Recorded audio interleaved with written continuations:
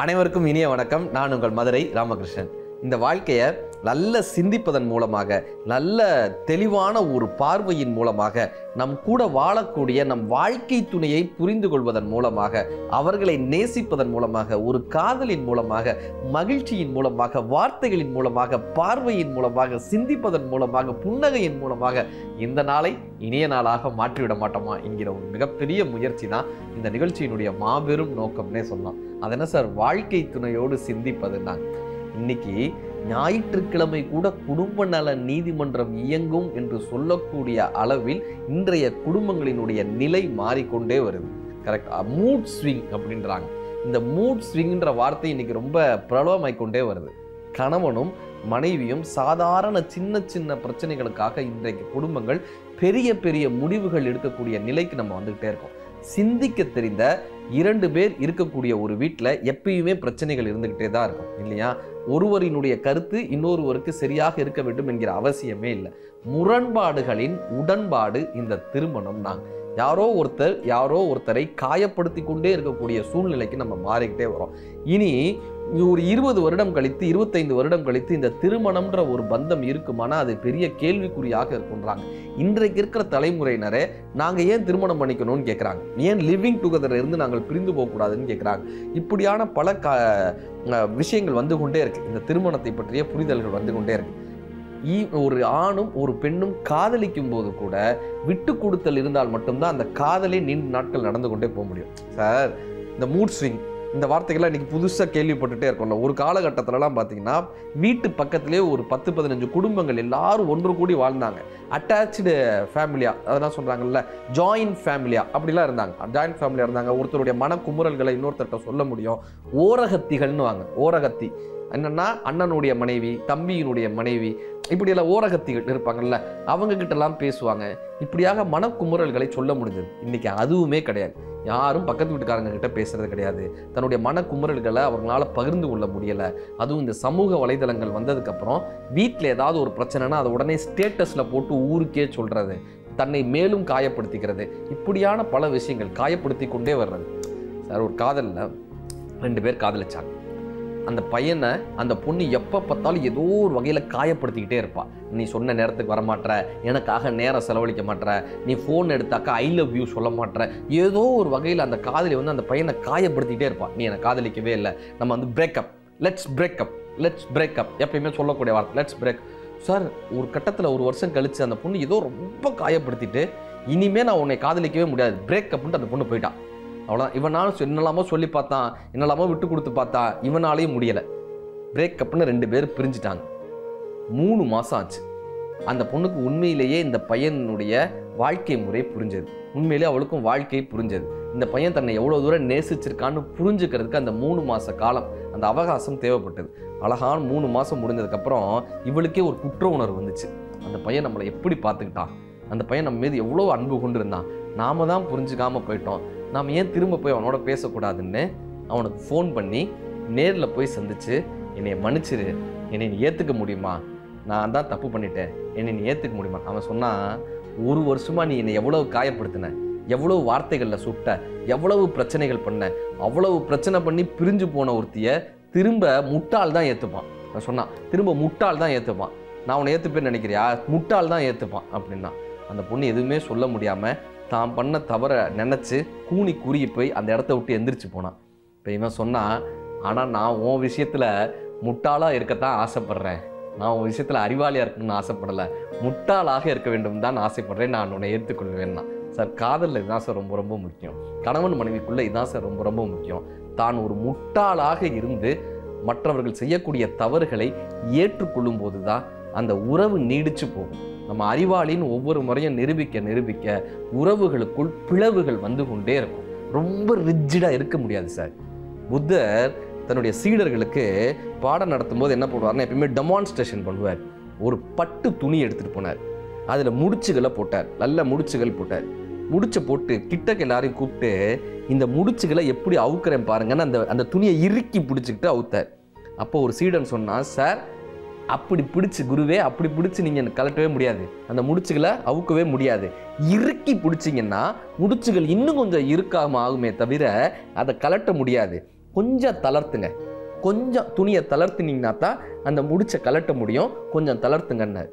இப்போ புத்தர் சொன்னார், உறவுகளிலும் இப்படித்தான், இறுக்கி பிடித்தால் அந்த முடிச்சுகள் இன்னும் அதிகமாகுமே தவிர அதை அவிழ்க்க முடியாது. கொஞ்சம் விட்டு கொடுத்து கொஞ்சம் தளர்த்தி செல்லும்போது தான் அந்த முடிச்சுகளை நம்மால் அவிழ்க்க முடியும். நான் உண்மையிலே உறவுகள் அப்படிதான் சார். ரொம்ப ரிஜிடாக இருந்தோம்னா இன்னும் கொஞ்சம் முடிச்சுகள் அதிகமாகிட்டே வரும்.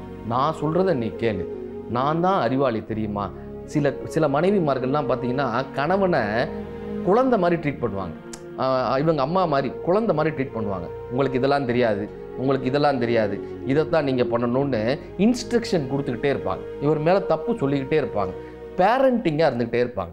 இதெல்லாம் பெரிய பிரச்சனைகளை உருவாக்கிட்டே வரும். இந்த ரிஜிடாக சின்ன தவறுகளை நம்ம ஏற்றுக்கொண்டு போகும்போது தான் அந்த குடும்ப வாழ்க்கை மகிழ்ச்சியாக இருக்கும். பிளாட்டோ அதான் சார் சொன்னார், 30 வயதிற்கு உட்பட்ட ஆண்களும் 20 வயதிற்கு உட்பட்ட பெண்களும் திருமணம் பண்ணிக்காதீங்கப்பான்னு.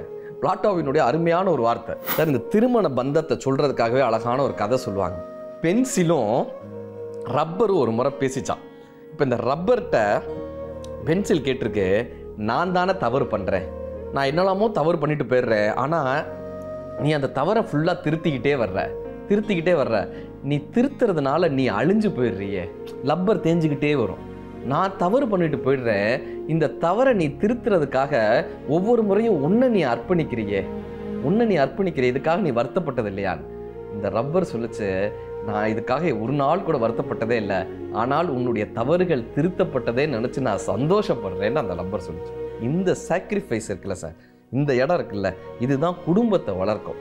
ஒருத்தர் தவறு செய்தாலும் கூட அவரை திருத்தக்கூடிய அந்த நாட்களை அந்த பொறுப்பை இன்னொருவர் எடுத்துக்கொள்ளும் போது தான் இந்த குடும்பம்ன்ற அழகான கவிதையை நம்மளால் வரைய முடியும்.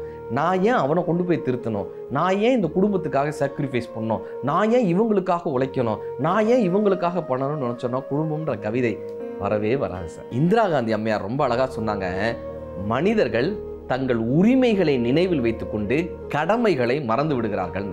வில்ல ஒடிச்சதுனால மட்டும் ராமர் புகழப்படலைங்க. கடைசி வரை சொல்லை காப்பாற்றியதுனால தான் ராமர் புகழப்பட்டார். வெறும் வாழை மட்டை எரிப்பதனாலையும் மழையை வர வைப்பதனாலும் பத்தினியாக இருந்து விட முடியாது. கணவனினுடைய கண்களிலிருந்து மழை வராமலும் அவனுடைய வயிறு எரியாமலும் எவள் ஒருவன் காப்பாற்றுகிறார்களோ அவர்கள் பத்தினியாக போற்றப்படுவார்கள். எவன் ஒருவன் சொல்லை காப்பாற்றுகிறானோ அவன் ராமனாக போற்றப்படுவான். பாதி பேர் வீட்டில் ஏன்பா பிரச்சனைன்னா, என்ன பேசுகிறோன்றதை விட எதெல்லாம் பேசக்கூடாதோ அதெல்லாம் பேசுறதுனால தான் சார் பாதி வீட்டில் பிரச்சனையே வருது சார். சமீபத்தில் பெங்களூரில் ஒருத்தர் என்ன பண்ணியிருக்காரு, மனைவி தூங்கும்போது அவள் வாயை இந்த கம்மு வச்சு ஒட்டுவாங்கல்ல, இப்போல்லாம் இந்த பிளாஸ்டிக் உடஞ்சா ஒட்டுறதுக்கு ஒரு கம் வந்துருக்குல்ல, 5 ரூபா கம், அந்த கம்மை வச்சு சார் வாயை ஒட்டியிருக்கான் சார்.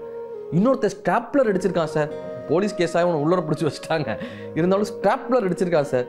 என்ன பேசுகிறோமோ தெரியாமல் எதெல்லாம் பேசக்கூடாது அதுதான் குடும்பத்தில் பெரிய பிரச்சனையாகுது. இந்த பிரதோஷத்துக்கு விரதம் இருக்கலாமா, கிருத்திகைக்கு விரதம் இருக்கலாமா, ஏகாதேசிக்கு விரதம் இருக்கலாமான்னா வாரத்துக்கு ஒரு வாட்டி மௌன விரதம் இருந்தால் ரொம்ப ரொம்ப நல்லது சார். ஜென்னில் ஒரு அழகான ஒரு கதை வரும். ஒருத்தர் குரு கிட்ட போய் கேட்குறான், குருவே நான் பேச்சுக்கலையை கற்றுக்கணும், என்ன பண்ணணும்னு கேட்டான். பேச்சுக்கலையை கற்றுக்கணும் என்ன பண்ணணும்? குரு அருமையான வார்த்தை சொன்னார், 1 மாதம் நீ மௌனமாக இருக்க வேண்டும்னார். எங்கள் பேச்சுக்கலையை கற்றுக்கணுன்றே நீங்கள் மௌனமாக இருக்க சொல்கிறீங்களேன். அந்த குருவினுடைய வார்த்தை, ஏன் தெரியுமா நீ மௌனமாக இருக்கணும்? ஏன்னா எதை பேச வேண்டும், எதை பேசக்கூடாது, எந்த வார்த்தையை பயன்படுத்த வேண்டும், பேச்சு எத்தனை முக்கியமானது என்கிற கலையை என்கிற நுட்பத்தை உனக்கு மௌனம்தான் கற்றுக் கொடுக்கும்.